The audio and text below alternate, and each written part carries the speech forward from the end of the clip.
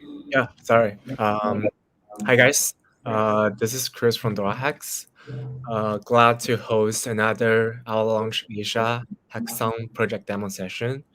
Very glad to be here and host you guys tonight.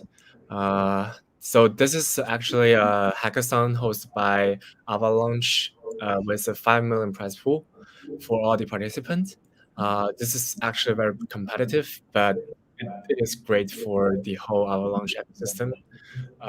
We all know that the Avalanche right now is becoming bigger and more mature compared with before, and there are a lot of opportunities to it's growing and thriving in front of the inner of the ecosystems. And we are really looking forward to see and find the next superstar project to stand out from the hackathon.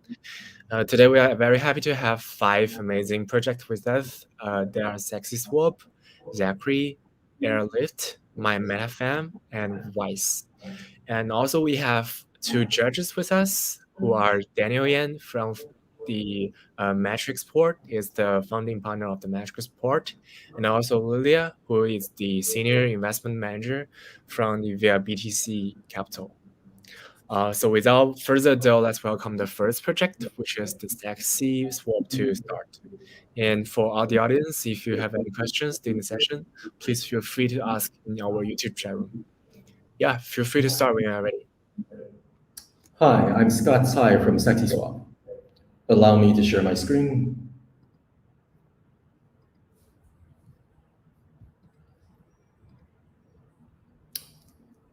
Okay.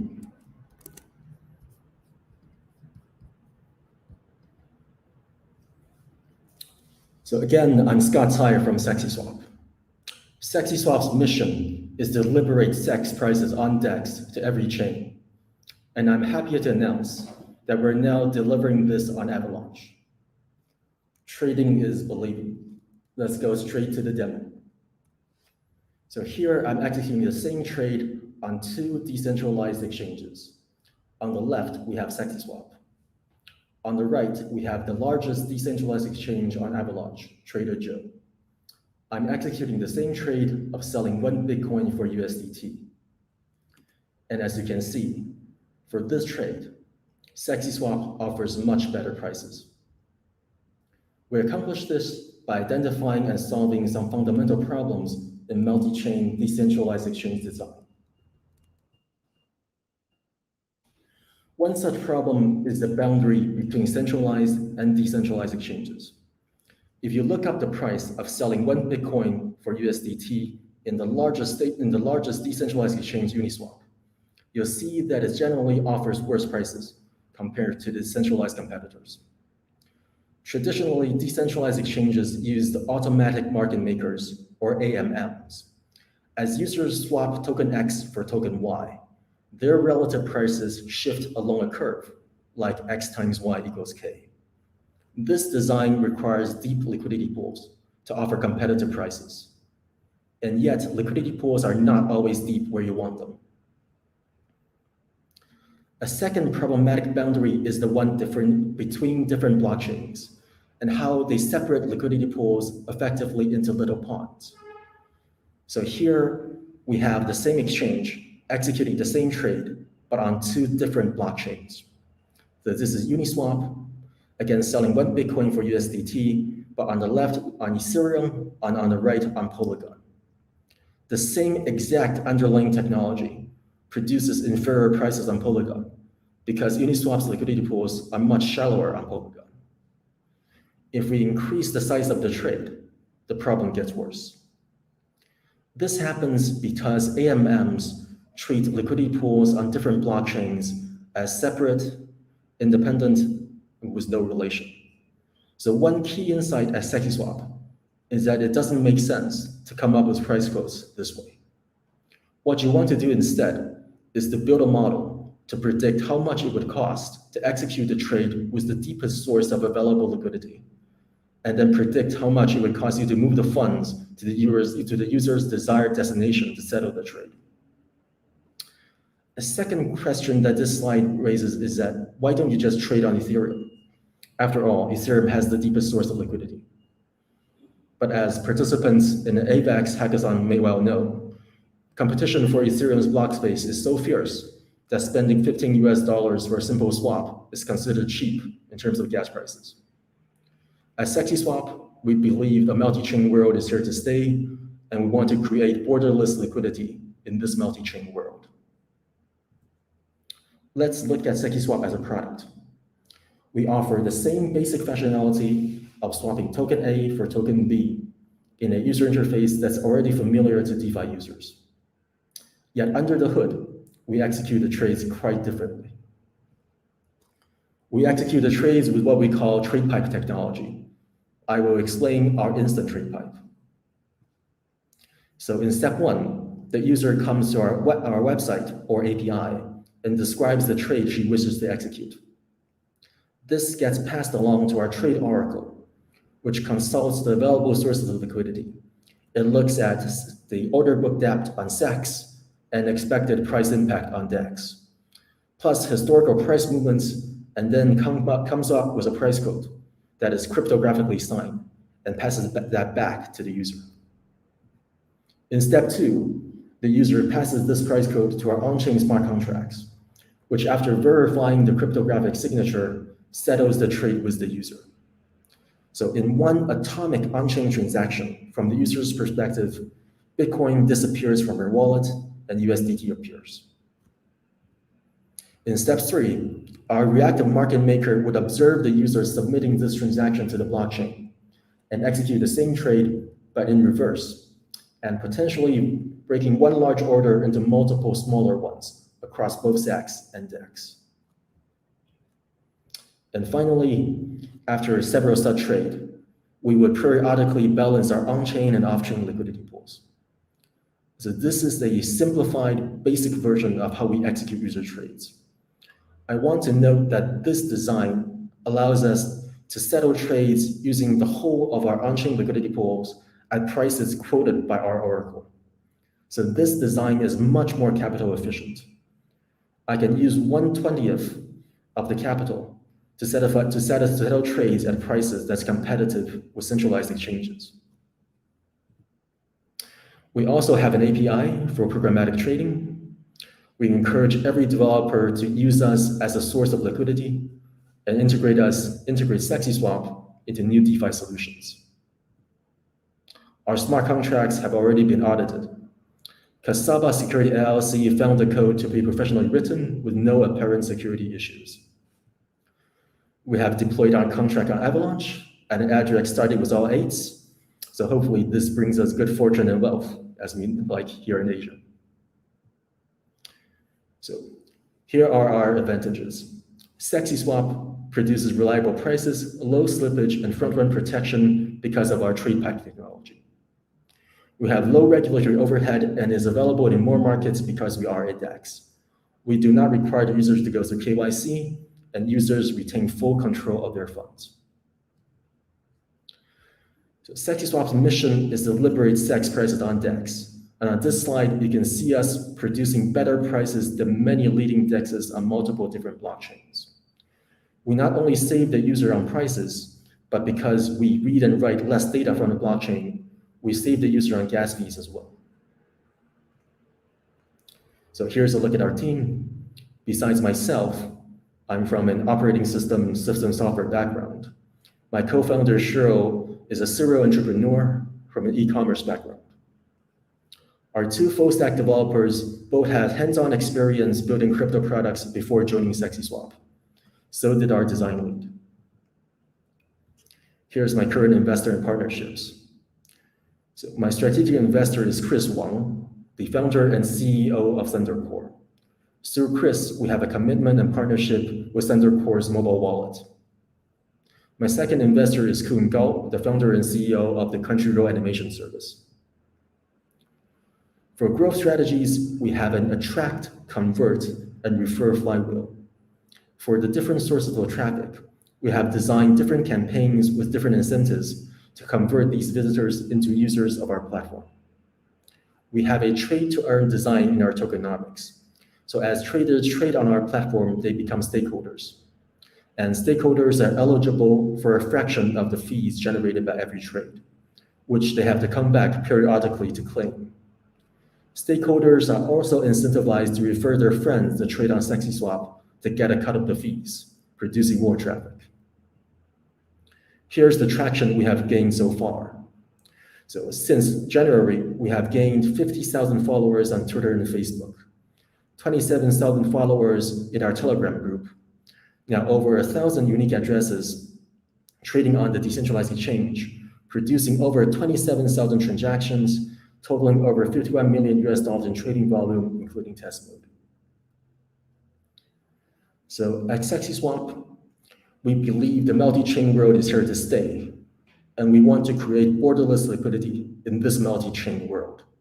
Our first mission was to break the boundary between centralized and decentralized exchanges. Our second mission is to break the boundary between different blockchains by becoming an integrated bridge and DEX that can route liquidity freely between them. Our third mission will be to break the boundary to user adoption of DeFi and crypto, which we will address with new services currently in the pipeline. So we're glad to have joined the Avalanche ecosystem. We look forward to collaborating with all of you and help Avalanche fulfill its promise. Thank you. I'll be happy to field questions. Yep. Thank you very much, Scott, and Daniel, and Lilia. It's your time. Hey, Scott. Hey, thank you for the presentation. This is Dan from Matrixport. So I think I have a question. That is, from the presentation, you're trying to say you're trying to aggregate liquidity from centralized exchange and decentralized exchange, and probably you're implying that we're talking about multiple centralized exchange and then multiple different DEX on different chains. Is that correct? Correct. So, right. So in that case, if I'm a customer, right? So I have, I have a MetaMask, and you said on AVAX chain, and now I want to just sell, one AVAX for USDT, something like that. When I do that, right? So I connect to your protocol on the Avalanche chain, and when I request prices, are you going to be looking at prices across different chains and across different centralized exchanges as well? You do, right? But when you, I do. Yeah, but when a trade happens, then that means you not only need to deal with two problems. One problem is how to balance your balances across different centralized exchange. Actually, three things. Second, how do you move liquidity between centralized exchange and decentralized exchange? The third one is how do you move your balance across different chains? Because at the moment, I don't think you're trying to use any cross-chain, any innovative cross-chain facilities. So basically, you have to manage all the balance on your own. I don't see how that could be efficient. So could you help me explain on this? So then we have two trade pipes. The instant trade pipe that Jack explained is used when we have enough liquidity at the destination chain to settle, say, small trades that the user wishes to execute. And for the people producing the price code, we, in fact, in our protocol design, we have a decentralized network of market makers.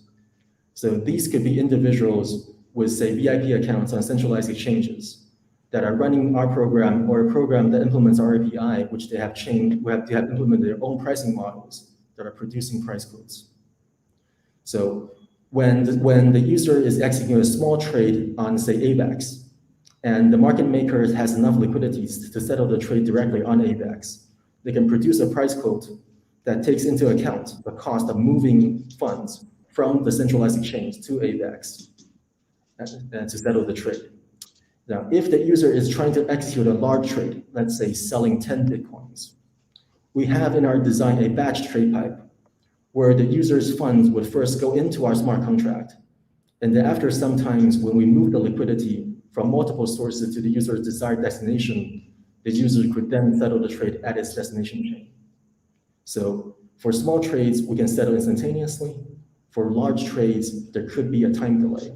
But accepting the time delay for our batch trade pipe could produce better prices. Does that answer part of your problem? Yeah, thank you, Scott. That's my only question. Lilia. Hi, I'm Lilia from BUIDL Capital. Yes, thanks for the introduction of the project. And I have a question, how to ensure the security of off-chain liquidity and on-chain liquidity? So for off-chain liquidity, Mm-hmm. we encourage our market makers to use the sub accounts available on centralized exchanges. So break their available funds into multiple pools with separate API keys, where each key can only control one part of their funds. So even if their strategy makes a mistake, their losses are capped to the funds in that sub account. Mm-hmm. When we move funds along, we use multi-sigs when we move funds across chains.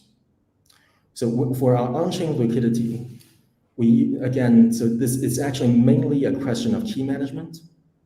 So our market makers could make a decision for small on-chain funds. They could use one external EOA account, or for larger funds, they could again use multi-sigs to authorize the funds that will be transferred across chains. Okay. Got it. Yeah. Thank you. That's only my question. In practice, I found that Wallet Connect, in conjunction with multi-signatures, is actually a pretty practical and good way for for key management. Yeah. Thank you. Awesome. Thanks, Lilia and Daniel. And one more question is from the audience, actually. Can you list 1, 2, 3 killer features of this project that makes it ahead of all of your competitors? So if you are a trader looking for good prices, open our project side by side with Trader Joe and see that we actually had better prices. And take a look, if you can code, take a look at our API. Our API is simple, and you can start trading in less than 10 lines of code. Integrate us into your DeFi primitives, use us as a source of liquidity. We're capital efficient, and we're here to stay. Awesome. Yeah, thanks very much, Scott, for the clear and powerful answer, and also the very clear structure presentation. Thank you very much for your time. Also, Shell. Yeah. Yep. And we're gonna move to the next project. Yep. So it's Jeffrey from the Zecrey. Welcome, and feel free to start. Oh, hi, Chris. Can I trouble you to swap me to the presentation slide? So are you using the computer? Yes, I am. Let me click on that. Yes, I've got it loaded, so it should be. There we go. Okay. Great. Thanks for that. Give me a moment. Okay. Well, hi everyone. My name is Jerry, and I'm the CMO for Zecrey. I also have Sher with me, who is one of the co-founders for the project. So I would like to think of Zecrey. So I'll do a quick overview for the project so everyone has an understanding of the features, and then we'll move on to the demo. Okay, so I like to think of Zecrey as a enabler or gateway drug to the blockchain universe. So blockchain offers a new dimension for us to contribute and be part of the internet. But as an emerging technology, being user-friendly isn't one of the strong points. So we have over 5 different layer 1 blockchains that are being widely used, and a lot of users have tokens spread across the different networks. What Zecrey does is to help simplify the user experience when it comes to interacting and managing their tokens from across virtually all of the different networks, whether it's Ethereum, Polygon, Avalanche, BNB Chain, Aurora, and even non-EVH networks when the mainnet is released. So the highlight that we bring to users is it's easy to use, privacy for transactions, and cross-chain compatibility. We have 20 people working full-time on the project, and more than half are engineers who's had experience working for Blockstack, Chainlink, Google, and have contributed to top-tier open source projects like MetaMask and zero-knowledge proof libraries like Narc. So let me just quickly show you. So by bringing cross-chain support on layer 1 of the blockchain, we hope to address the island syndrome problem that a lot of users face when they have tokens scattered across different networks. And with Zecrey, you can aggregate and manage multiple assets into one wallet on our layer 2 network, with privacy provisions. You can transfer to multiple accounts in one transaction, conduct private cross-chain swaps, and even provide liquidity staking. So the majority of these features is conducted on Zecrey's Layer 2 interface, and as a result, is very private, fast, and cheap to use. The fees are really low compared to what you would experience if you transfer directly with, say, Ethereum. And this is just highlighting some of the features that I mentioned earlier for cross-chain support and aggregating digital assets from different networks, even making transfers to multiple accounts in one transaction. So another highlight would be an automatic market maker protocol on Zecrey, where it acts as a decentralized exchange for conducting swaps. Also keep in mind that the transactions are encrypted, so your parents, siblings, and Karen next door can't snoop on your transactions.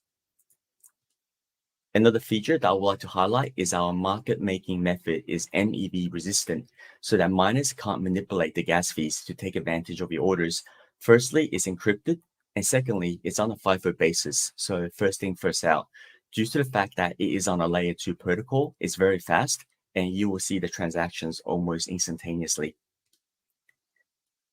And here's a quick overview of how Zecrey can interact with various services, linking up various blockchains, gaming and social apps, OTC services, decentralized financing, etc. So feel free to pause and take a screenshot if you want to take a closer look. As part of our goal to make user accessibility as simple as possible, we have included an alternate way of logging in. So we've integrated with Taurus, and that will generate your private key. This is split into 3 shares, and you only need 2 out of the 3 to be able to retrieve your account. This way, you can log in with Facebook and Google, etc., and not have to deal with memorizing seed phrases while maintaining a high level of security. Now, here's a quick rehash of the features that I've spoken about in terms of multi-chain protocol integration, aggregated asset management. And then we have privacy protocols for all of your layer 2 transactions. You have private AMM DEX and cross-chain bridge. You can also integrate OTC services and lightning fast deposit and withdraw on layer 2. Layer 2 is also fully decentralized and offers private payments integration via SDK and APIs.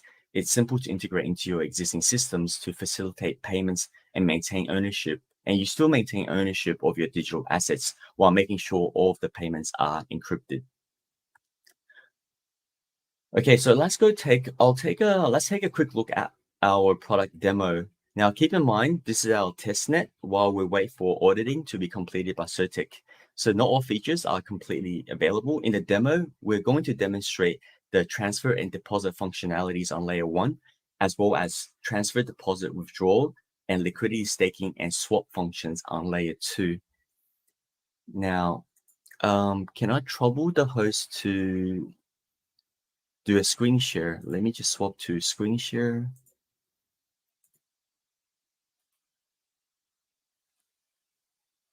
There we go. I do apologize if it's not very clear. So this is the layer 1 interface for Zecrey. From here, you can see at a glance your entire digital assets. As soon as you've imported your wallet, for example, for MetaMask, you can see your assets across different chains. These are all the assets in one interface. You can even swap around. You can view by chain if you like, whether it's Ethereum, Polygon, etc. So over here, let's demonstrate the deposit function first. Say if I want to deposit some of the tokens onto layer 2, where we can take advantage of most of the features that Zecrey offers. Go here, and say if I want to deposit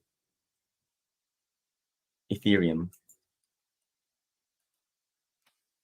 I will put in the amount I would like to deposit, confirm.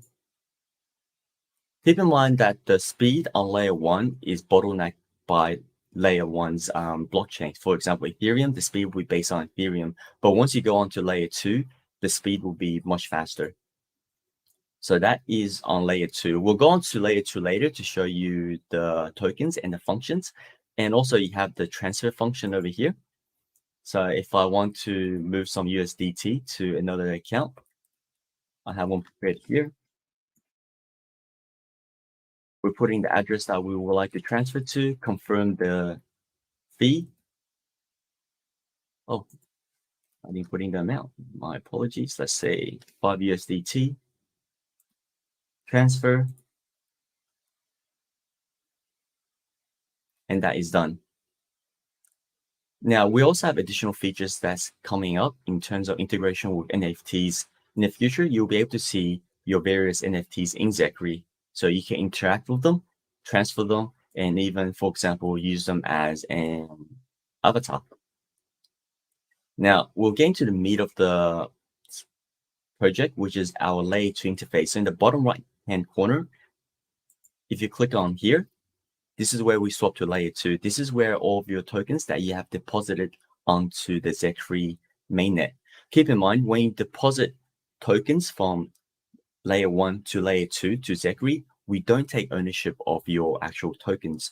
What we do is we create swap tokens so that to make sure, and we validate that with layer 1. So you still have ownership of your tokens and not Zecrey. Over here, you can see the assets that you have on layer 2. And say if I want to transfer some, again, Ethereum. And Zecrey addresses are generated so that it's easy to use. For example, one of the addresses that I'm familiar with is JYJY. And say if I want to transfer 1 Ethereum to another account, hit transfer, set to confirm, and that is done. So say if I swap to my other account here, you can see that the Ethereum is already received. It's really fast. Just go back to my main account. And also you have the swap functionality. Over here, for example, say if I want to swap some BNBs, and I want to change them to USDT.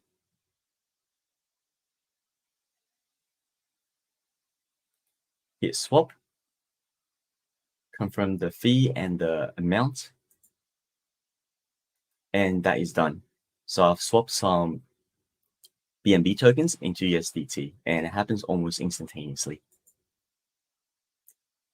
Also, on the same tab, on the swap, we have the liquidity provisioning. So you have the option of providing, say, liquidity to the pool. Let's change to another tokens, for example, USDC and USDT. So if I want to provide some liquidity, I can as well. By doing that, you receive corresponding staking rewards as well. And also you have the option of withdrawing back to layer 1 as well. So for example, if I want to withdraw some USDCs, putting the same public address.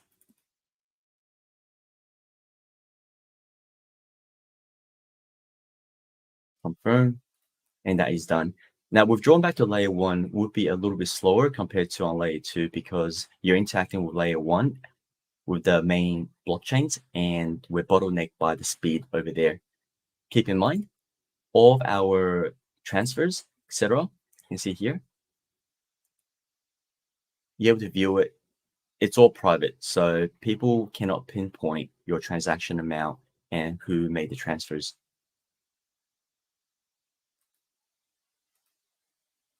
And that is all for the demo.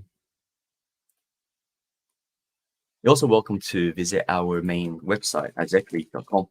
So you can join our Discord, and if you have any specific questions, you can interact with the developers directly as well. Cool, Jerry. Thank you very much. And Lilia and Daniel, feel free to ask any questions you have. Lilia, please go ahead. Great. Yeah, I'm Lilia from BUIDL Capital, and thank you for the introduction of the product. actually, I have a chance to be the text of the Zecrey.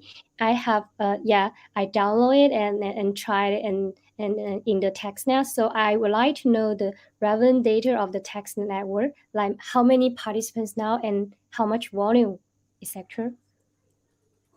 On a testnet. Oh, okay. That's a very good question. Might bring that across to Sure. Do we have any data on the?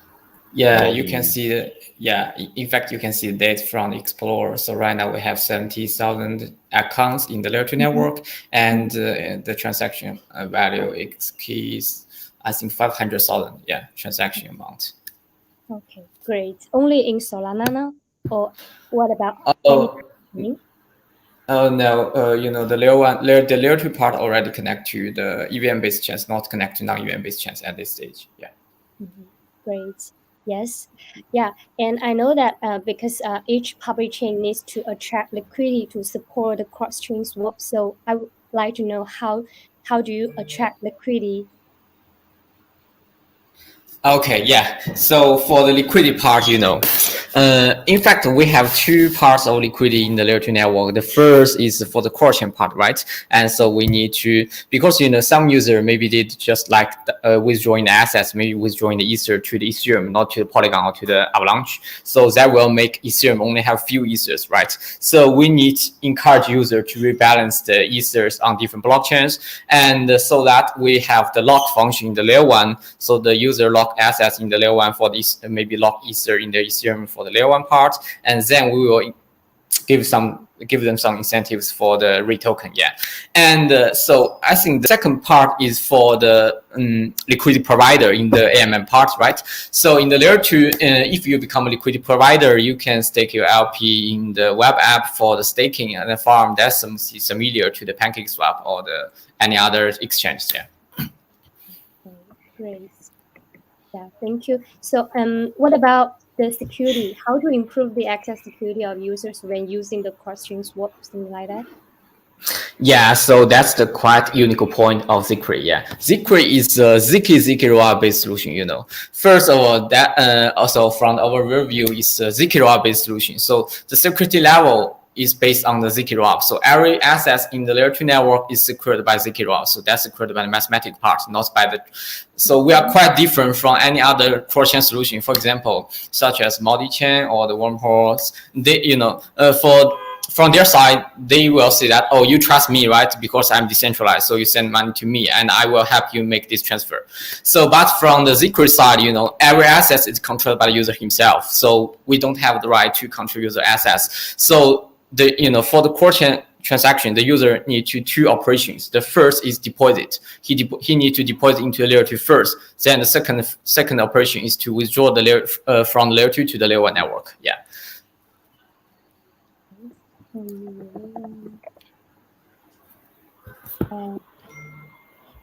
Okay. Yeah, thank you. And from the roadmap that you are going to launch the mainnet in Q1 this year, so will it be on time or will it postpone? Yeah, it will be on time. The wallet, as Jerry showed, we have two parts, right? The Layer 1 wallet and the Layer 2 wallet. The Layer 2 are the core features. So the Layer 1 wallet right now is I think we will have the audit report by Slomis very soon. So we will launch the Layer 1 mainnet first. So right now we connect to 7 different blockchains, even the EVM-based chains and also the non-EVM-based chains near, and we will connect to Solana soon. And for the Layer 2 wallet part, it's under audit by the CERTIC. So when we have the audit report, we will launch the mainnet. I think it's in the early of next month. Yes. And the last question is about I would like to know how will you expand your community, how to grow users, something like that.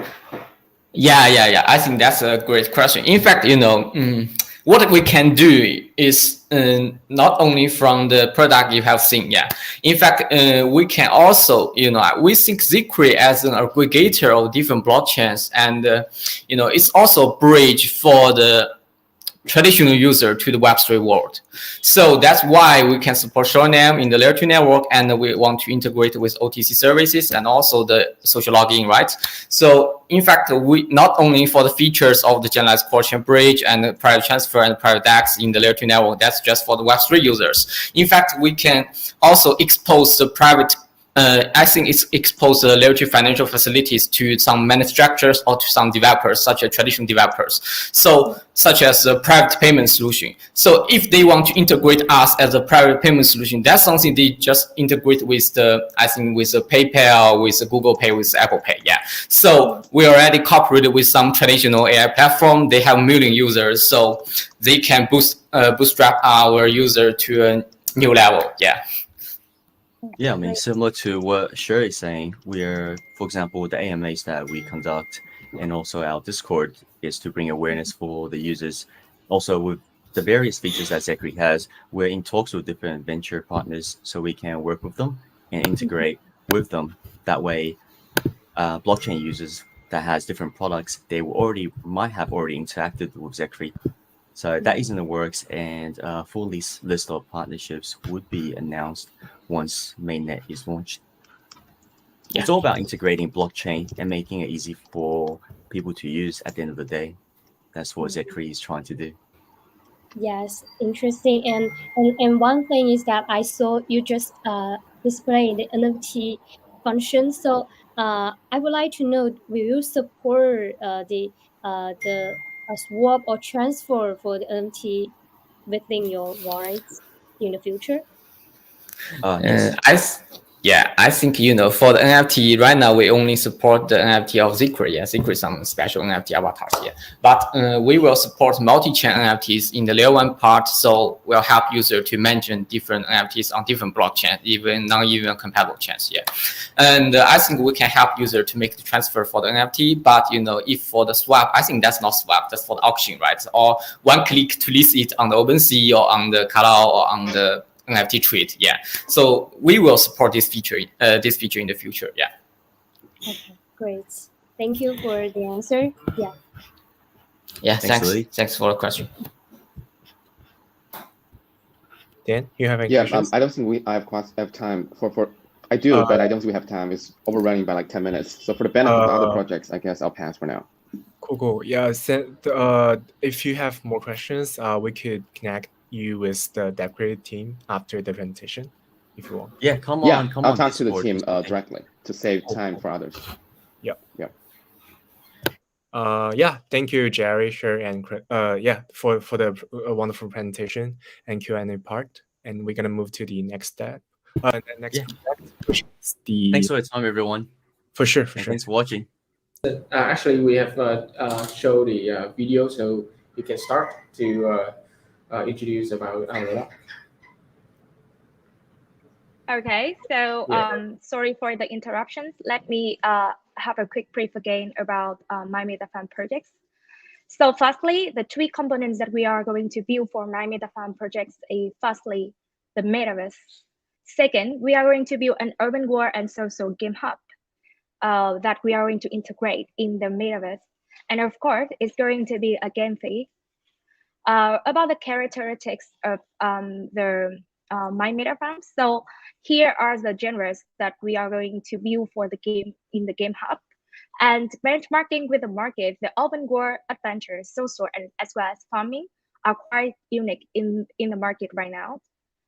We are going to deploy the product in the wide range of platforms so that we can reach and serve all the users. The engine that we are going to choose to develop the work, the Unity. About the blockchain, we are going to have the public release officially in this month, March 2022. And we are in the stage of evaluating the proper blockchain for our product. So the age that we are aiming to viewing the game is 8+, and the release year is going to be 2022. About the gameplay, as you can see in our trailer that I showed in earlier, it's going to be the metaverse, the city, mini games, PvP and PvE, and in the long run, we are going to add the farming features. So to talk about the squad, the core member of the projects. we have for the most important two components that I just mentioned around MetaFarm, we have firstly the gameplay design in charge of CEXISWAP Studio. So CEXISWAP Studio is indie game developer from 2009 and is one of the pioneer in the market to bring the Vietnamese product into the Steam platform. So we have some successful products on the Steam game right now is Root of Evil, the Taylor. Windy Kingdom is a farming game, is also the paid successful product that we are going to use to build up my MetaFarm. And Bunny Dance. About the blockchain technology and business, we have a core member named Starbank in charge. So Starbank is a decentralized incubators for blockchain-based product from 2017. So currently we are hosting a launchpad named Starbank.io, where we help to launch the game fee in the industry. And also we have marketplace as services for multiple products such as Theta Arena or Hero and Vize. So the highlight plan we are going to focus for my MetaFarm, firstly is about the gameplay design. For us, the most important thing is the entertainment component of the projects that we want to deliver to our to-be citizens. Second is the multi-metaverse. So our first campaign is going to be aimed on the other platform, also other metaverse, so that we build a technology platform where we enable people to from the other platform, other worlds, to bring the asset into our world. So that's our focus to build our metaverse. And also you can host the tournaments as well as the events in our metaverse as well. And finally, we as you can see currently, we have a multiple problems about the economy in the game fee projects. So also we are going to capture this problem and to optimize those into our projects. So the idea of about my MetaFarm is start from last year December, and we just have started working for almost 3 months. But we keep validating our projects, our idea in the market by joining in multiple hackathons. So here is our achievement until now. So in the marathon hackathon, we won the second prize on the gameplay track, and also in Lilia hackathon, we are in the final list of the metaverse track.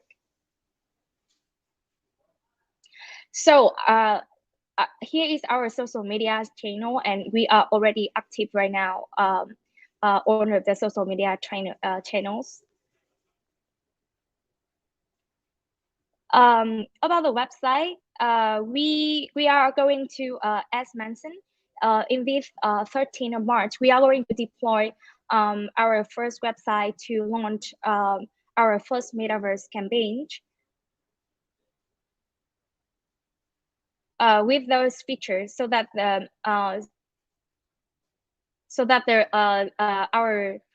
our user can access for the information as well as the features that upcoming for the metaverse that we are building. So to update with you guys a little bit more about the features that we are developing right now. So again, our focusing on this stage is the city metaverse and the map editor for the city. So this is going to be the city that we are going to build to allow the user to go in and to build their store and house as well. Also, the inventory feature is going to be available for user to start claiming the airdrop NFT and also to create their NFT themselves.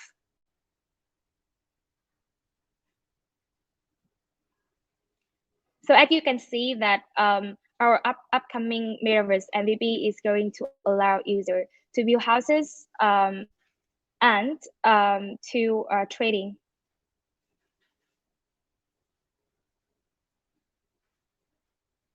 Yeah.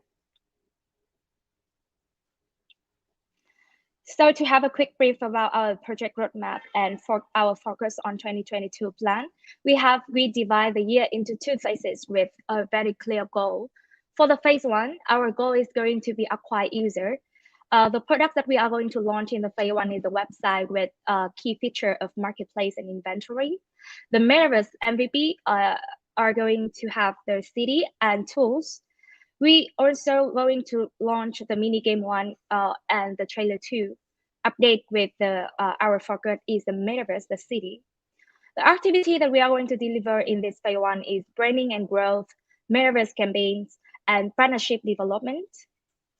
About the phase 2 is our main focus is going to be IDO and ICO. The product that we are going to focus is to upgrade the website and the Metaverse, the cinematic trailer, and also the mini game 2. The activity that we are going to launch in this stage is going to be listing on CEX and DEX and the land sale events. So that's the end of the presentation of My Meta Fund. So we hope that you enjoy it. Thank you.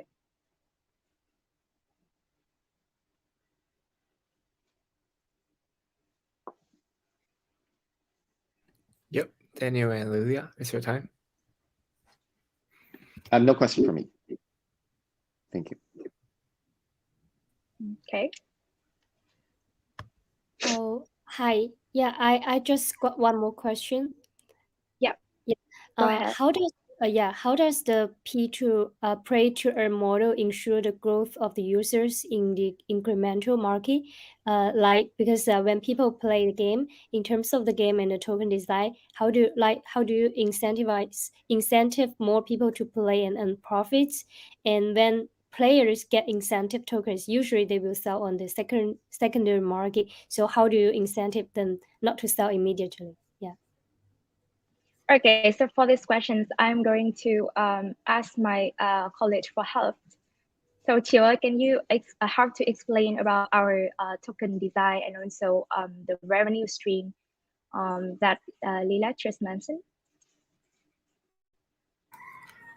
Yeah, actually about our revenue stream, we firstly we're gonna have a land sale event so that early investor can join us to own their own land, and then they can build their business there, and then after that we can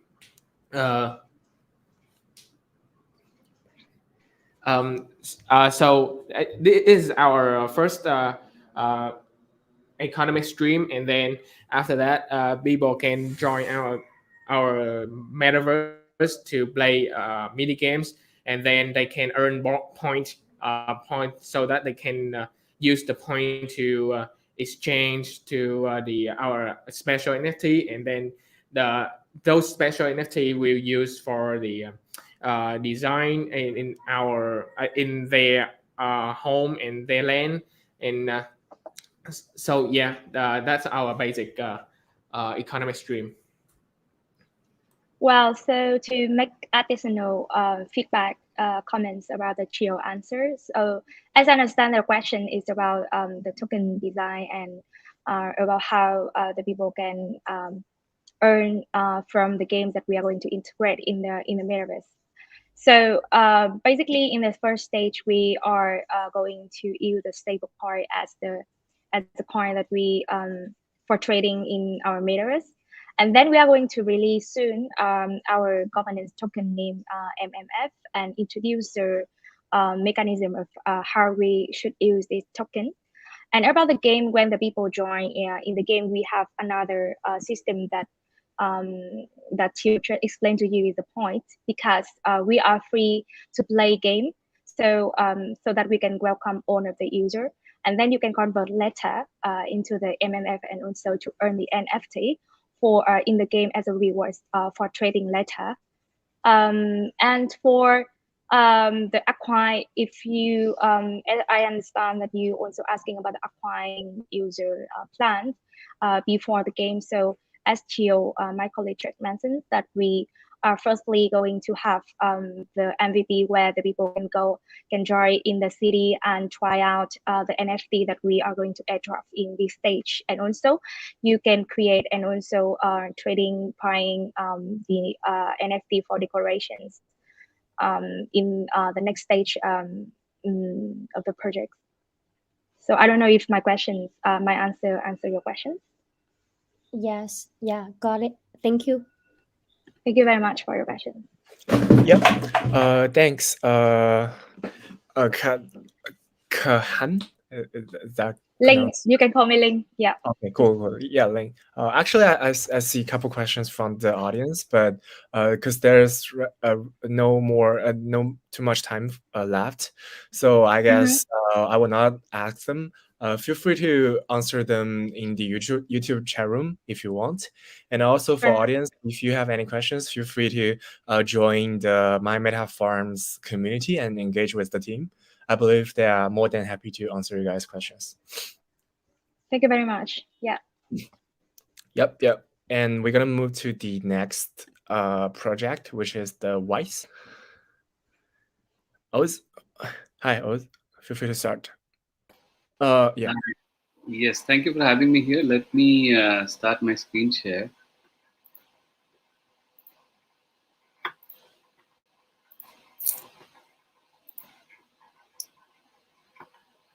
And hang on.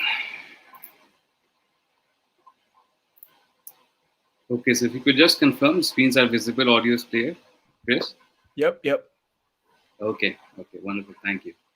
So good morning, good afternoon, everyone, and especially thank you to Avalanche for this hackathon, Dorahacks team for organizing, and all the judges who are spending time with us today to understand about the project and give us feedback. So I'm going to talk about Wize, and this is NFT infrastructure to build trust in decentralized communities. So if we look at our Web3 persona today, we understand that we have so many things to tackle at the same time, right? So we have some basic identity credentials. We work in different places. Sometimes we work for a DAO. Sometimes we have our own job. Sometimes we work as a freelancer. So there are many things, right? And then, of course, there are certain academic credentials. We can learn things online. Several programs are there to teach us about Web3 and different protocols. And of course, there are various other types of assets and ownership. For example, people buying land in metaverses and so on. And we're also part of various memberships and affiliations, right? So what happens is all of this data is in different places and it gets lost, and it is very difficult for us to build a persona. So, if we have to go and tell someone that I have done this and I have done that and I have to prove this, then it is seemingly impossible to do that in today's world. And the solutions of Web2, such as LinkedIn's of the world, are not able to cope up, and they will not be able to handle this kind of work. So that is where we have an NFT infrastructure coming to help us with this. But the problem there is for when we go and let the DAOs do it, the fact is that, again, building blockchain applications is already difficult, and NFT application on top of it, again, is another challenging task, right? So the stack is complex. People end up doing the same things, and it eventually leads delays to go to market. So for most of the my colleagues who are also presenting today, they might have some or other component of NFTs in their own applications, be it a metaverse game like MetaFarm or some of the others who have also presented before. But they have to focus on their core solution, core offering, and NFTs are there. And this is where we come into the picture, and we help them build this fast and soon enough, right? So the GTM is faster. So this is what we do. The idea behind this is that we understand that the NFTs are going to be the new data layer for the internet, right? So what typically used to happen in only blockchain transactions, you could put a little bit of data in the hash, in the memo, but today with NFTs, you have the flexibility to work around things. And this is where I'm saying that, you could have these badges. For example, someone who's running the community program, the Telegram for Dorahacks could have a ticket or an NFT, proving that they are actually doing that. People like us who are presenting today, we could get a token saying that yes, we actually were part of the Avalanche Hackathon and we made a good presentation. Or sometimes even a lot of people are upskilling today, they could get developer tokens and certifications to actually prove while they are going to apply to different jobs or even assignments or even freelance gigs with different DAOs. So they can use these credentials and prove that they've actually completed certain programs and trainings. Similarly, hackathon wins and so on, right? So these are all spread over different places.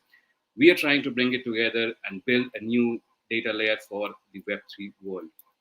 Now, the value proposition here is, of course, accessibility and availability. And by having these on blockchain, it makes it possible to do these things. Presentation, because of the NFTs, they can be designed well, presentable in a very good way and form compared to traditional, even blockchain solutions, right? Verification happens on chain because all of these NFTs are sitting on chain. They're tamper-proof, so only people who are eligible to get that will have these NFTs, right? And of course, it also helps to solve the cost infrastructure. Now, the cost is important here because many of the organizations, even Web2 organizations that we talk to today, while talking about our solutions, they come and ask about cost because it has to make business sense at the end of the day.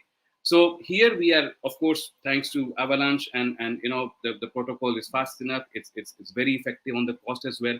And the other fact is we are able to batch transactions, right? So something, for example, if you had to issue 100 certificates in a Web2 world, it would have taken you linearly 1 to 100x the cost. But when you batch transactions in our protocol, in our system using blockchain NFTs, it does not go from 1 to 100x. It goes to probably 10x or something like that, which is an additional cost savings. The other beautiful part of this setup is that you can leave away your existing infrastructure setup, because for even all bigger organizations like even Coursera's and these guys of the world, they give you these certificate links where you can go and actually verify if someone has done something. But that is a huge cost to even these companies, right? Because managing the server against service denial, against DNS attacks, against cyber security challenges, and maintaining the uptime. So there's an infrastructure cost, there is a servicing cost, maintenance cost, even people to do that. The moment they switch to an NFT infrastructure, what we are providing, all of that cost goes away and turns into and helps them at the bottom line, right? So there is a win-win solution, not only from the technical side, but also from a cost and the business side. And that is why we are working on this project. Some of the use cases and applications which I will talk, and then we will get into a little bit of the demo here as well, is of course POAPs, which is a very good way, like for example, we are presenting today to prove attendances. Now, we approached several, in fact, people who are running these online webinars and even companies who do this as part of their customer engagement and onboarding new customers, right? So we reached to them and they're very happy to do that. And they are even giving us the idea that, you could assign a certain token value to POAPs and people could redeem it for, a membership fees or an annual subscription fees. So that is something which has come new to us. The other very good use of POAPs which came to us is recently from an upskilling provider also, who says that we would like to use it for using online attendances for several of our upskilling and training certifications that we are doing, in addition to, of course, managing the certifications online. The identity is the second one, which is very, very interesting. Now, this is specific to the gig economy. For example, throughout the COVID, we have seen that we could stay at home safely and securely because of the fact that there were so many of these gig workers running around and making deliveries to our doorsteps. And typically, if you see, we owe our lives to them, right? In many sense. But what have we done as them? What has the world done towards them? They're still struggling to keep up with their payments, jobs. They're marginalized in most of the countries around the world. And the fact is, in India, when I'm joining you from, and even most of Asia, this is a very relevant example, right? So when we issue these credentials to them, then they have a certain record of that, because these guys are not going on LinkedIn, right? So this is a very good proposition for them. So if they go for a loan or if they're moving up the financial inclusion chain, this is actually where a solution like this becomes very, very useful. For the companies, it's very quick. We have made it the UX very, very simple to kind of award these credentials and to the gig workers. And in India, we are talking to two of the large players to onboard and work with them for implementing these solutions. Certificates, that's an easy one sell. We already talked a little bit about it. And the other use case that we already have is awards at various hackathons and online events. We are approaching various colleges and institutions to use this. There's some other use cases which we are working on, which will come a little bit later in the project and our timeline. So I'll switch to our demo now for the second half of the presentation. And sorry, let me go here. So actually, let me take you here. So once you log in, you come to a screen like this where you could have your personal account as well, where you have the freedom to do it, or you could be part of a DAO or a business community where multiple people have access to the account. So you come in, and adding this is very simple. It takes a few clicks to do that. So if I go here, I'm presented with the screen. This is my dashboard, and I have various options of issuing POAPs, awards, making job offers to people. I can mint a token and then transfer it, and I can also burn it, right? And this is where I'll show you how easy it is to create these tokens and format. So new format is something which we'll take on a demo. And then, of course, there are new events, and you could post a new job, add contacts in the account, do various things, right? So new format is where if I click, and I'll show you now, you can have formats of awarding these tokens either individually or in bulk as well. And this is where it makes it very, very easy, right? So for example, I go ahead and let's say I want to do a POAP, right? So I go ahead, now it selects a system of network here. So currently this is on the test network, right? So I can say this is a demo, right? So this is demo for hackathon, right? And then I can have the option where users can scan this QR and actually claim it, and we will see a demo of that as well. And then I can select an artwork. And there is some feedback that people would like to say that, can we integrate something like Canva where they could do, the award claims themselves. So for example, let's see. So actually, let me go and do this for an intern. Sorry. So let this be an intern position. For example, if someone's coming to work, so I select these options. So summer intern, right? And then I go ahead and I have prepared some graphics here to make it easy. So this one, and I select this, right? And then it gets uploaded, and then I can create this, right? It's very quick and fast. But what happens now is that you can see that I have various formats created here. So one is for a developer, one is for an intern. I created another one here.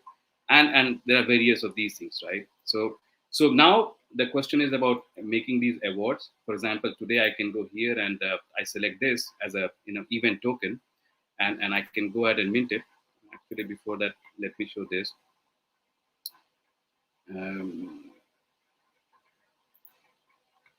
Okay.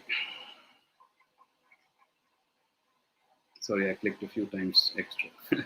So as soon as you create the event, you get this QR code. Now, if you're sitting on your mobile phones or something, you can scan this QR code and it will present you with a nice interface from which actually you can go ahead with the claim, right? So what I'll do now is I'll start a claim process where actually from our side, we are awarding this. Now, let's say we only have the user's email address and we don't have other details, right? For example, it could be coming from a sign-up form or something.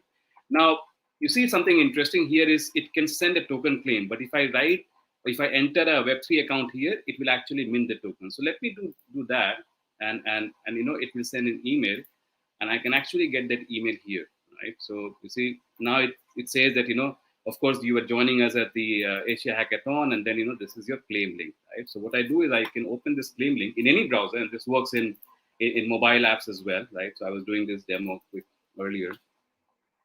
And then what happens here is it will ask me for my Web3 account, and it makes the UX very simple, right? So it says you can click here to claim a token, right?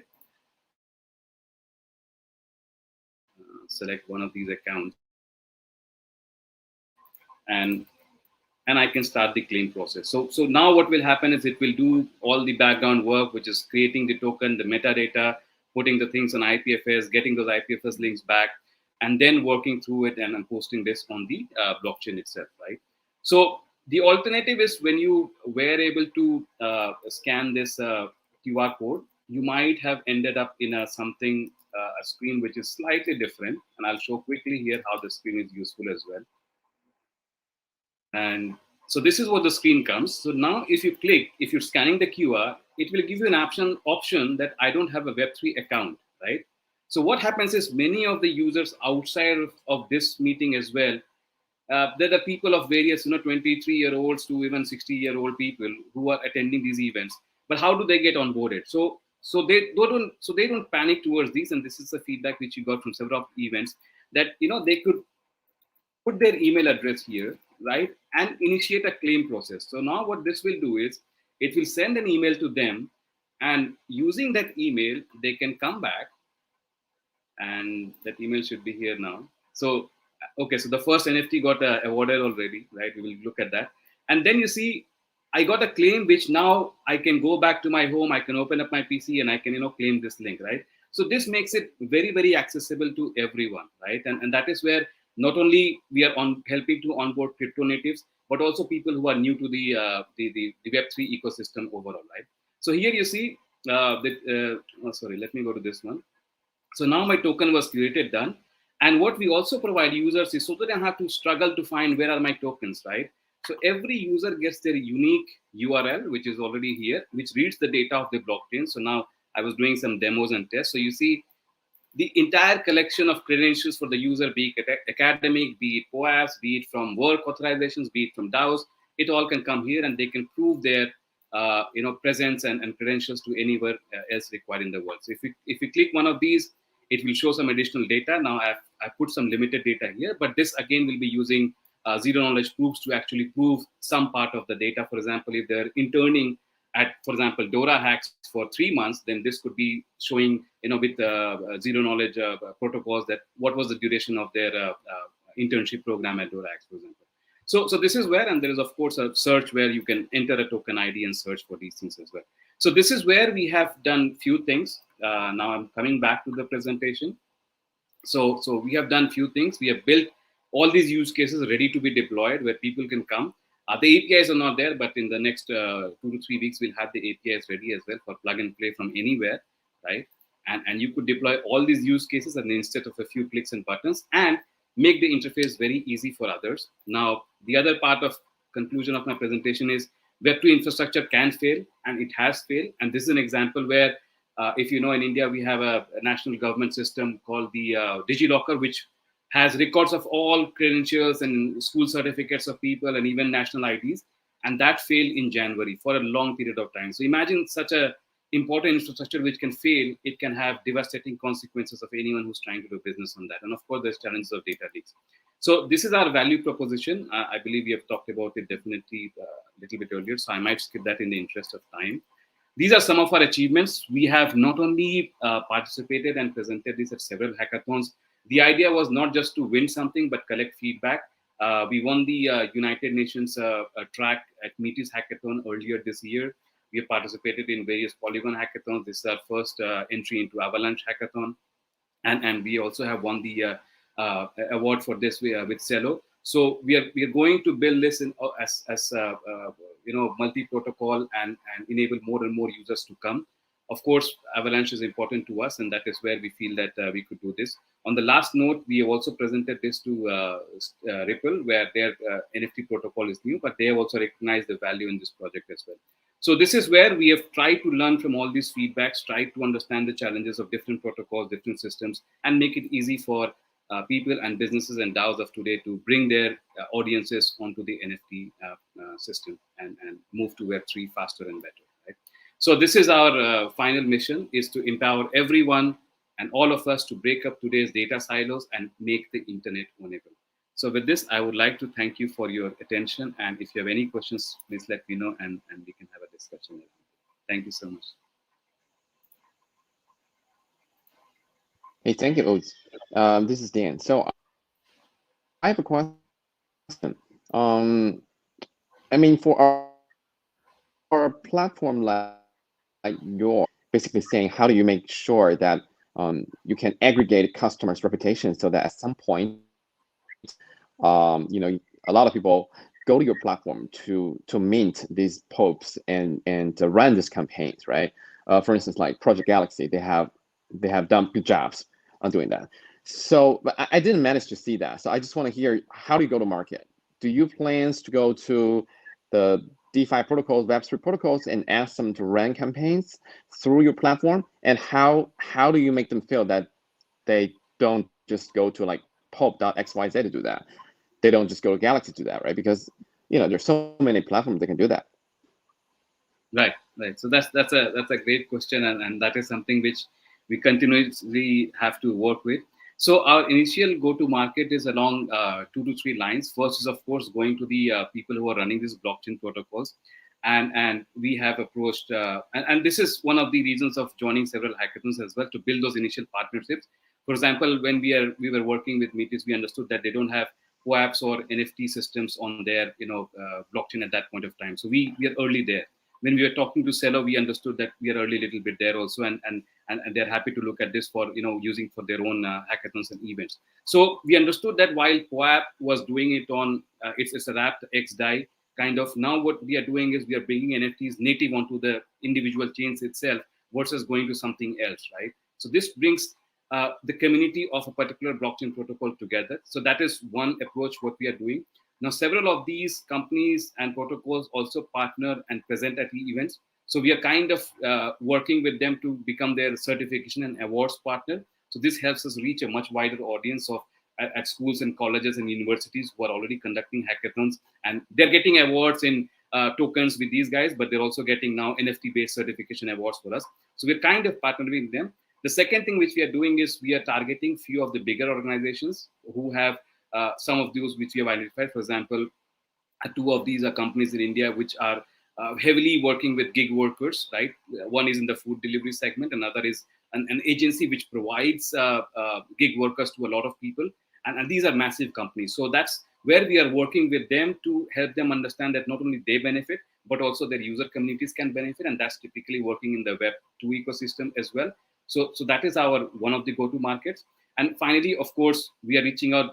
One of the most staggered one is we are reaching out to people who are conducting these hackathons. Some of these are membership companies. For example, we have something like the Indus Enterprise Thai in India, where they have multiple chapters across multiple cities. We approached them towards managing their memberships online. So they're very much on board and they like the concept, and we have started discussions on how to use it. So this is our initial that we have focused initially on 2 to 3 sectors, which is one is the certifications, one is hackathons, upskilling providers. Again, we have approached a private university and one management university as well for issuing their MDP programs or online certifications which they conduct for 2-3 days, and they can easily do that. So they are very upbeat about it as well. And of course, the upskilling provider, which teach people about technology, they're teaching people how to become full stack developers. So we had a meeting with one of those this Saturday, and they are like, okay, this is the best thing. We not only want to do this for certifications, which was kind of my proposition to them, but they said we also want to track attendances for them, right? So while we are talking to some of these players in these niche sectors, they're coming back to us saying, well, this is interesting, and here are some additional use cases. Can you help us build them? So initially, we're not completely open in the market, but we are going to partner till we reach a certain stage that there is a certain volume and we have understood those use cases. And from there on, we would like to, and that is where probably with the help of a VC or something, we kind of go from X to 100X or 1000X. So that's the idea. Yeah. All right, thank you. Thank you so much, Dan.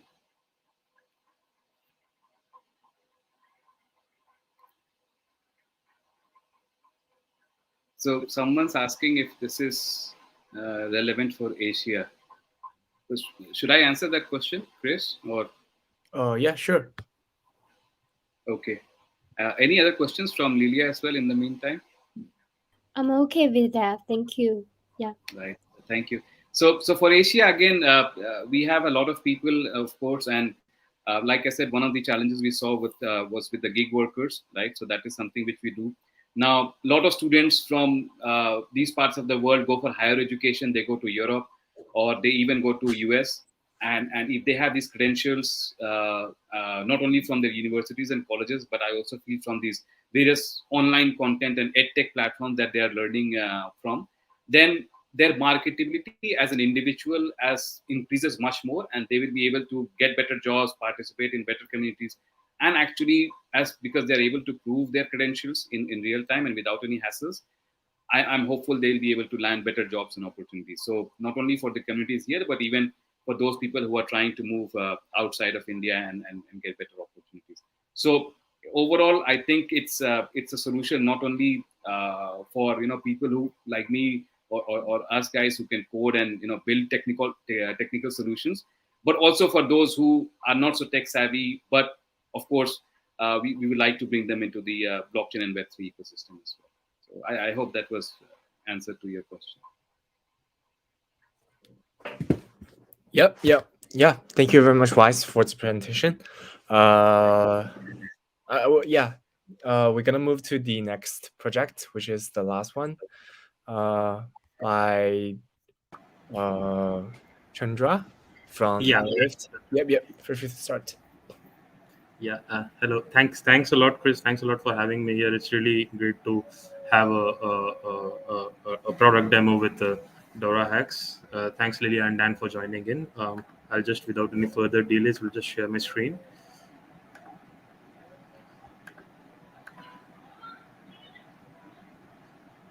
Yeah.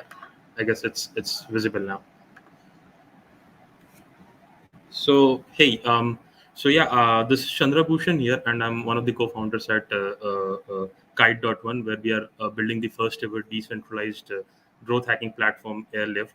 So the intent behind having this platform built is that to help the startup, the communities that are coming in, the new startups or the existing startups, to build, engage, and scale their community only with the legitimate participants who are actually showing some interest in their product, where we are gonna enforce them to learn the product, play up with the product, try out their product, do different certain sort of categories. I mean, do certain sort of features and try out their features, and then go ahead and build their community. So at this point of time, be it in any startups, as I said, be it an existing startup or a new startup, growth is something which is required on each and everyday basis. But right now, if you see in the current like I'm talking about first the traditional world, wherein if you want to have someone try out your product, you can obviously give them a freemium model or 2 month subscription as a free, and then have some ebooks or guides available for them. But that kind of is restricted to what the web2 startups does, SaaS products does. But when it comes to in the blockchain world, we can see that there are certain different set of categories that are being tried and tested on each and everyday basis, which is going to make sure that their communities grow, which such as some perform airdrops, some perform quizzes, AMAs, whitelist competitions, and giveaways. I'm sure that you must have come across each and every terms of this. Now, this is one of the screenshots that we took an hour before, wherein you can see a lot of startups or a lot of communities are performing someone is performing the airdrop, someone is performing a giveaway, there is an AMA also, but are we actually sure that the people who are joining in, are they actually legit, or are they not a bot participant? For testing this out, we earlier did an airdrop within our Kite community, wherein we wanted to help grow our total awareness. So out of all, we performed an airdrop, and we did see that there were like 4,500 entries in total. But when we did our manual check to try to understand what the problems are, we just saw that there are just 260 participants who are actually legit, but rest all of were either a person with the same account, or there was a bot participation.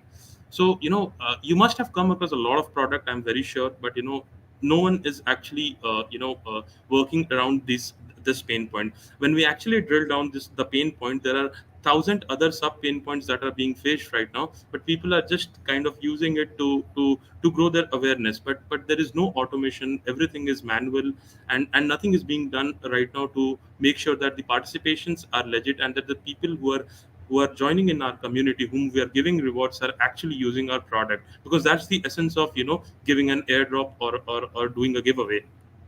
So this is where we come in as an AirLyft. We I mean, like, after doing our airdrop, we kind of noted down each and every pain points on each and every step of the events, and then have very carefully designed our architecture in a way that our product handles our product handles all these pain points, and make the marketing activities, the growth activities for the startups as smooth as possible.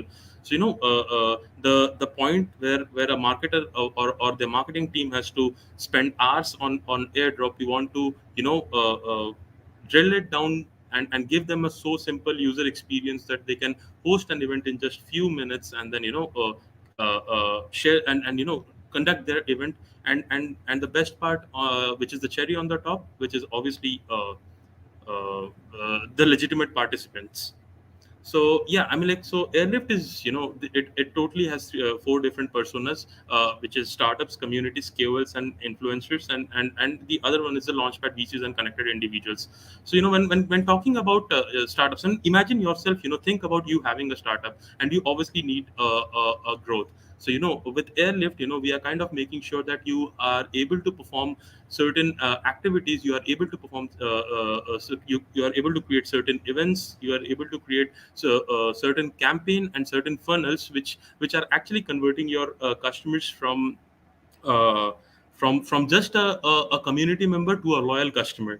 So the point being here is that some of the pain points that we face when from a startup's end is that so let's say that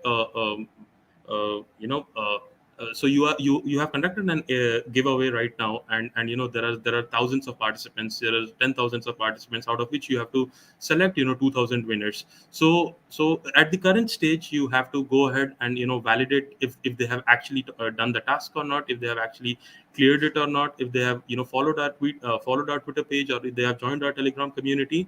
But when it's just 5 users, when it's just 5 winners, it's very doable.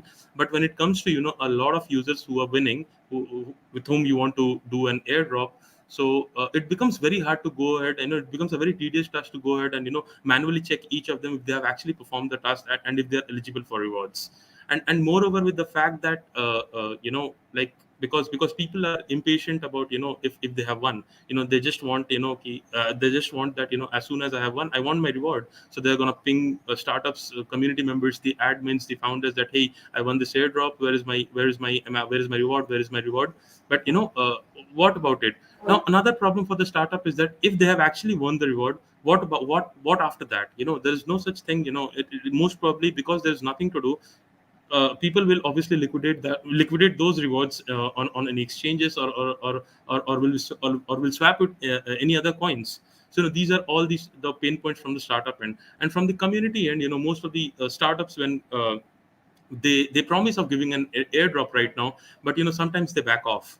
So we have this, we are kind of making sure that these airdrops are are as legit as possible from both community end and for both startups end. So this again, when coming to talking about different personas, this will be very much suitable for each and every other members of the blockchain community, such as KOLs, wherein they can check out what events a particular startup is holding on, and then they can participate in it, and they can earn rewards for it. For the launchpad and basis, I'll talk about it a little bit later. Now, when talking about the features at AirLyft, for what the startups can do, they can distribute tokens to your community. So these tokens, before hosting any event on AirLyft, the startups will have to lock their token, where we are providing a reward locking mechanism before hosting their event. This is going to make sure that startups don't back out from their word of if they're going to provide the airdrops, if they're going to provide the rewards or not. So these are all logged on chain on smart contract, and whenever, as soon as an event is completed and a person claims, so these tokens will be automatically distributed to their connected MetaMask account or the Coinbase account, be whatever account they're currently they have connected on with. Then you can gather new players for your metaverse games. You gain early adopters for dApps and NFTs, wherein when there is a giveaway being happening, it can either be in a token, it can either be in a NFT giveaway, it can either be a secret code, it can either be a coupon code giveaway, and they can also be something called as whitelist, which people can organize a giveaway for that thing even. Now the most like the most interesting feature at AirLyft, which is the smart contract integration right now. I'm gonna just explain that in the current slide, in the upcoming slide. So this is what. So smart contract integration is the main purpose is to bring in dynamic engagement from the customers, wherein we are actually rewarding customers based on what activities they are doing it on a customer's website. So let's say there is a company called as a StakeDAO. StakeDAO has three different functionalities of having stake, swap, and add liquidity. So we need to give motivation for users to first start doing anything on anyone's project. So AirLyft is very well equipped to read the smart contracts of of our organization, wherein we using an ABIs, we are actually reading what activities they are performing on the smart contract, and then we can reward users based on that. So let's say StakeDAO has a stake functionality. So stake, as soon as a user stakes 1,000 or 100 of their tokens, so as soon as this task is done, AirLyft will read it from the ABI endpoints, and then reward those user with the other tokens or the same or the same tokens. So again, what after this earning the rewards? I'm like, it's very possible that they are not going to stake it again, or because they have already staked it. So if a company also has a swap functionality, so we can encourage them to, hey, you already have a five token as a reward, so why don't you swap it right now? All these activities using AirLyft, we can read the endpoints on that. We can track what activities they are doing on this, and based on that, if an event is created on AirLyft, we'll keep on rewarding them. So this sort of completes the entire loop right away, that you can win rewards on rewards, or you can have them collected, and give them a total story of what you have to do after winning rewards. So this decreases the chance of liquidating the rewards to a very greater extent.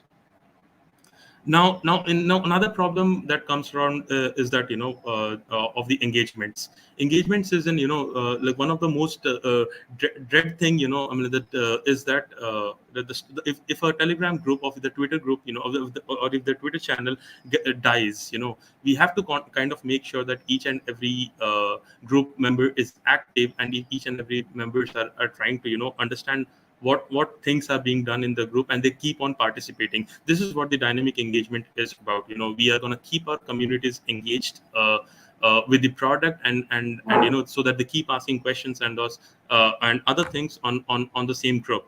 So we'll have all these social channel integrations, wherein AirLyft, what it does is it keeps track of their engagements. So let's say if there is a Telegram integration right now, so we are going to keep track of each and every users, as to if a user has hosted 10 I mean, like, let's say he has participated in 10 events, or if he keeps on engaging with the community, he keeps on answering the questions.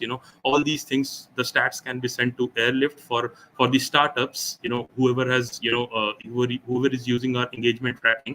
And then based on that, on a monthly basis or a weekly basis, they can reward their users for being active in the group. So these continuous connection in with the reward and the with the engagement and the AirLyft will keep them understand which of the users are actually participating well, and how and what do they need to change in order to make this more and more engaging, which all activities that do they need to perform, or be it any other thing.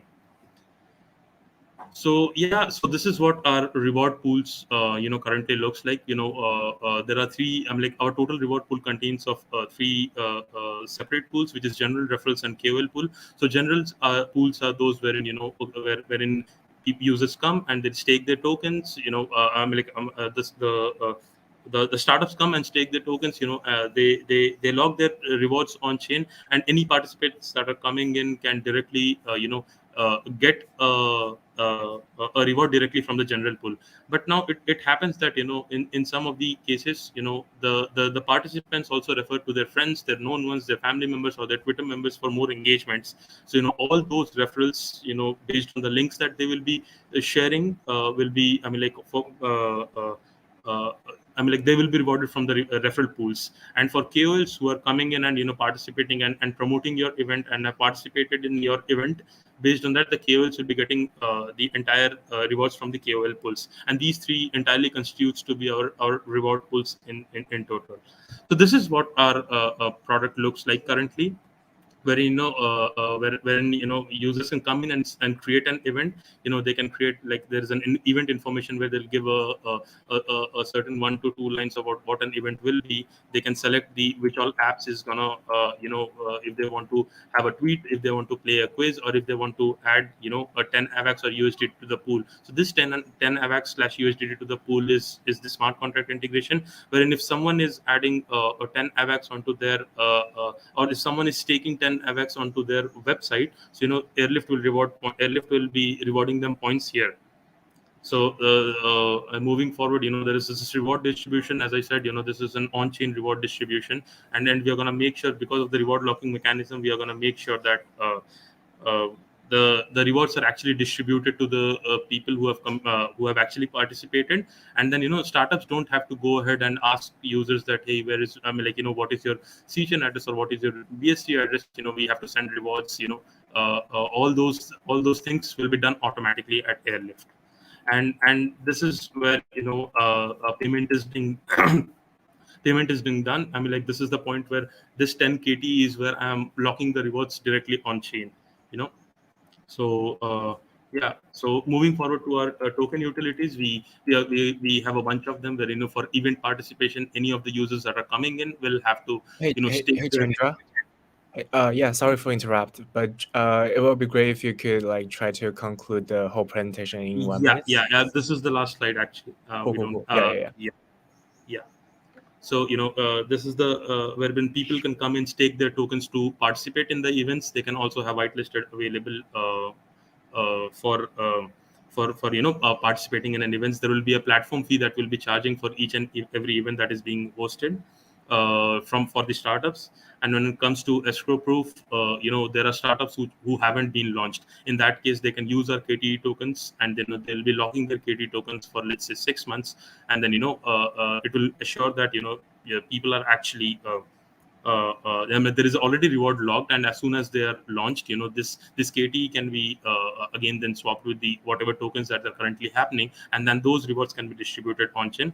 Again, we have a content creation module which need for any users to participate, they'll have to stake their tokens basing on if there is a vulgar content being inputted. Our AI based spam and vulgar checking can read those contents and then slash them if they are posting it.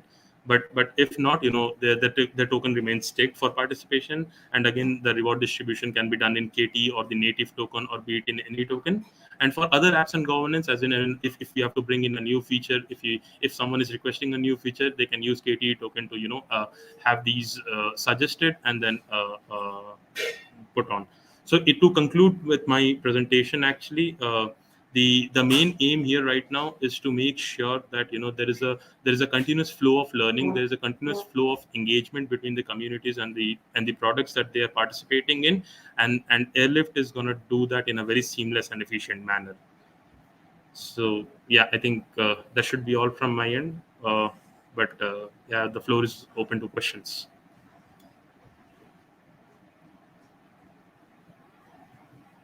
Yeah. Thanks, Chandra. I just got one question. Yes. Will Kites have other flagship products? And if so, will they share the same token economy? And please explain whether Kites' future development route is considered to be a series of DAO tour products. Thank you. I'm sorry. Could you please just repeat that again? You broke in between from my end. Oh, will Kites have other flagship products? And if so, yeah, will they share the same token economy? Yeah. So yeah, at this point of time, AirLyft is the only flagship product that we are totally working on right now. We are a team of 7 people. Everyone is working full time on this product. This is our flagship product, and we have a total roadmap of 2 years wherein we are gonna we aim to be a leader in the entire organization, trying to target each and every, because we are a multi-chain blockchain ecosystem. So we are a multi-chain project. So our user base is huge right now. So we understand that there will be a lot of focus that has to be given to this product, and then to help build our community. Once this is done, once we have it all developed, we're gonna have this platform shared across other blockchains such as BSC, such as Terra. So there is a long way to go. So at this point of time, we are just focused on this on AirLyft, and we're gonna let it go to the moon. I'm sorry. Okay, thank you. Yeah. No problem. So yeah, Dan, would love your any of your questions if you have any. Hey Chandra, hey, thank you for the presentation. No, I don't have any questions. I think it's pretty self-explanatory. So thank you. No problem. Yeah. Cool. Yeah. Then I guess that'll be it for today. Thank you for all the amazing presentation by our 5 teams. who are CEXISWAP, Zecrey, AirLyft, My Meta Farm, and also Wize. I believe the whole session is super helpful for all the audience and also judges to understand what you guys are trying to do and trying to build right now. We actually have a series of events like today's in the future. So if you haven't followed us on YouTube, please feel free to do that so you won't miss out any of it. And also really appreciate Dan and Lilia for your questions and times with us today. Really appreciate it. And yeah, that'll be it for today. Hope you guys are doing great in the future, and happy building with the Avalanche ecosystems. So, Good one. thanks a lot, Chris. Yeah, thank you, everyone. Thank you, Chris.